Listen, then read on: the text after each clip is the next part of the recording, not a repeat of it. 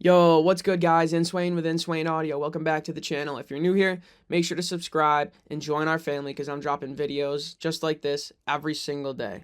There's not many doing it like that. Come on, man. Welcome. We missed you. Anyways, today I'm going to be answering a question that somebody posted off Reddit, not to me, just in general. And I think it's a good question, and there's a lot to unpack there, so let's go.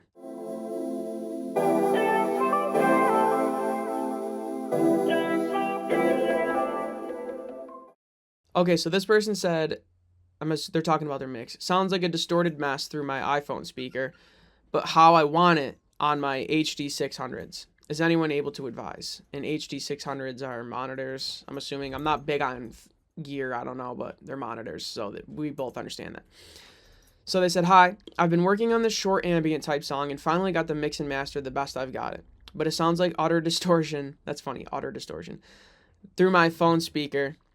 Makes me think there are fundamental issues with the mix. Wonder if anyone can give advice or feedback on my mix and master. It is using delays, reverb, and echoes, so it's a fine tightrope there, but I'm pretty happy. I use Ableton 11 and Ozone 10. Any help or feedback is appreciated. Thanks so much.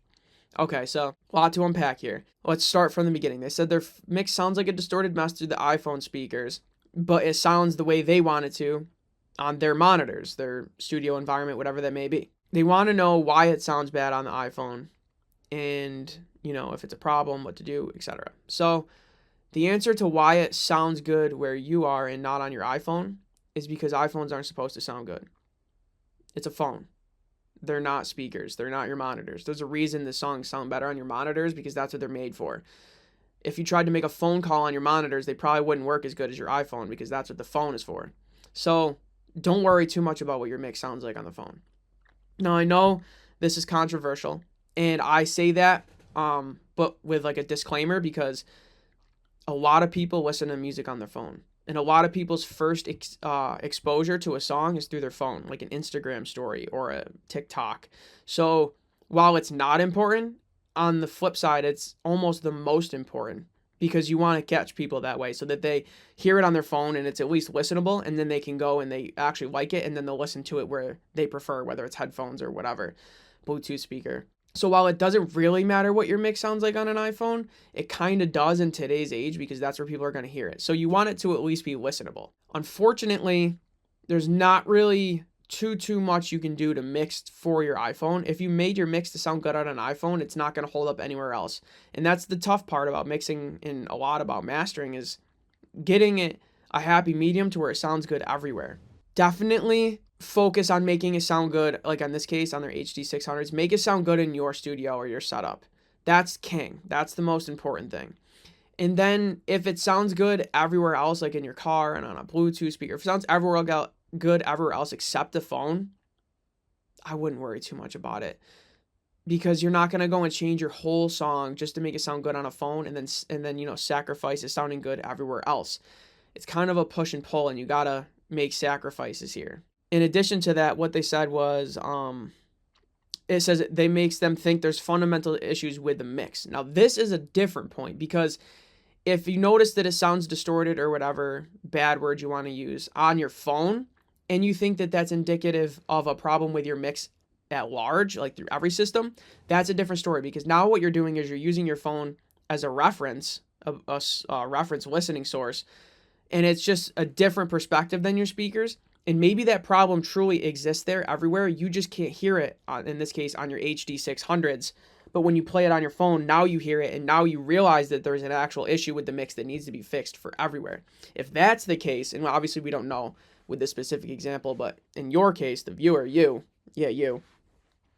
If that's the case, then yeah, you would go back and fix your mix. That's just like if you got it sounding good in your studio and then you played it on your headphones and you noticed something and it was actually the thing you noticed was actually truly there. You'd want to fix that in the mix because it exists on your speakers. You just didn't notice it for whatever reason.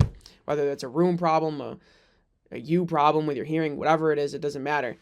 Or if you play it in your car and you notice something else and that's truly there, it's not just an artifact of your car system, right? Because that's the thing you want to be careful of is if you hear an issue only on one source, maybe it's not the song, it's the source you're listening to. Like maybe in this person's case, there's nothing actually wrong with the song, it's just the phone speakers aren't the best. Or maybe you hear an issue in your car and it's not an actual issue with the song, it's an issue with your car. So you have to be able to figure that out, and that can be tough. You want to listen to it on as many sources as you can if you're having this problem, and then you'll truly know. You can kind of weed it out. You're like, okay, if I listen to it on 6 different sources and it was only a problem in my car, chances are it's a problem with my car and not the song. But let's say you get it good in your studio and then you listen to it on 4 other sources and all 4 of those other ones you hear an issue, but you just can't hear it in your studio for whatever reason. It might actually be an issue with the song and you might want to go and change it. So it's always a case by case basis, but that's how you can kind of like reverse engineer yourself to figure out, is it a problem with my system that I'm listening on, or is it a problem with the song itself? Once you can figure that out, then you can kind of decide how you want to move forward. If it's just the issue with the playback system, I would say probably just leave your mix alone. If it's an actual issue with your mix that the system just revealed to you, fix it in your mix, and now it should be good everywhere you go. And then problem solved, right? And then they said, wonder if anyone can get advice. It's using delays, reverbs, and echoes, so it's a fine. I don't think any of those inherently are going to sound bad on an iPhone. Some things that will sound bad on iPhone is like clipping, a very loud song, lots of low end, lots of high end, just a generally unbalanced mix. It's really hard to say though. I've looked into this. Like, if you don't believe me, look, it's really hard to find information about like what frequency response an iPhone has, or like what cutoff it has in the bass and what frequencies it can reproduce. And it's pretty hard to find a consistent answer. So it's hard to mix just for an iPhone. But I think to wrap this all up, generally speaking, if you have a good balanced mix, it's going to sound good on the phone, or at least good enough. It's never going to sound perfect on a phone because it's not what it's made for. But I noticed this with Alex Toomey, who's one of my favorite engineers. His mixes are great, obviously. But for some reason, because they're so balanced, they always sound good on an iPhone. And I highly doubt he's mixing for an iPhone, or his mastering engineer if he's using one. Obviously, they might be considering the iPhone, but they're not mastering for an iPhone. I really, really doubt it. I could be wrong, but people aren't really mixing for an iPhone. They're just mixing good, and they have a good listening environment, and they know that it sounds good in there. It's going to translate everywhere, so they don't have to worry. They just make a good mix, and it's going to be, let's say it's 100% perfect in their studio. It's going to be 90 to 95% good everywhere else, on the phone, on a Bluetooth, everywhere. It's going to be good enough because the mix is just good. So if you have a good balanced mix, it's going to sound good or good enough everywhere.